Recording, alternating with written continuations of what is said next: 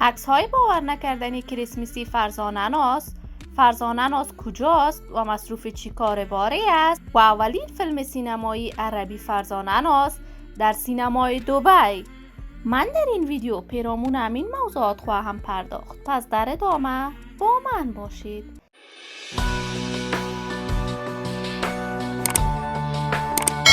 سلام، شما را خوش آمدید میگم به یکی دیگر از ویدیوهای جذاب کانال دنیا اینفو. برای حمایت از من علامت سابسکرایب را فشار بدید تا از ویدیوهای دیگر کانال ما هم آگاه شوید.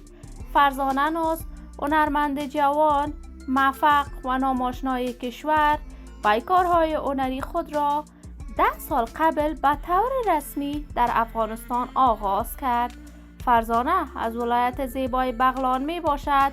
بزرگ شده ولایت بغلان، وی در سن نوجوانی به ولایت کابل برگشت و میخواست دختر سینما افغانستان شود، اما با اجرای چندین فیلم با سلیم شاهین نتوانست راه سینما را به پیش ببرد. وی علاقه به هنر آوازخوانی پیدا کرد و آهنگ‌های زیادی به زبان پشتو و دری ثبت کرد.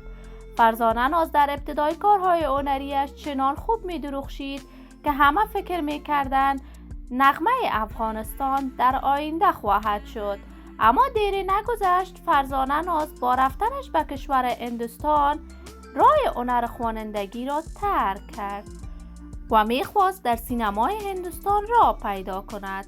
فرزانه با تلاش‌های فراوان و روابطی که با پسران هندی داشت توانست در 1 یا 2 فیلم هندی نقش کوتاهی بازی کند. اکنون فرزانه ناز در کشور دبی است و در کشور دبی هم در سینمای دبی در یک فیلم عربی نقش بازی کرده است.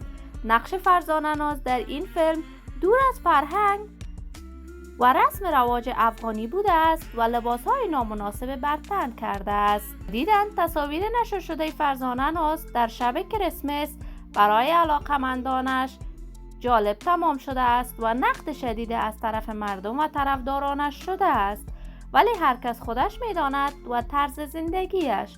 ما هم آرزوی موفقیت، سلامتی و کامیابی برای تمامی جوانان کشور خود داریم. دوستان نهایت عزیز، شما هم نظریاتتان را در بخش کامنت با من شریک بسازید. این ویدیو را با دوستان و علاقمندان فرزانه ناز به اشتراک بگذارید. اگر تا هنوز دوست کانال من نشدید، پس برای حمایت از خواهرتان علامت سابسکرایب را فشار دهید، ویدیوهای ما را لایک نموده و با دوستان خود به اشتراک بگذارید. سلامتی شما آرزوی ماست. تا درودی دیگر، بدرود.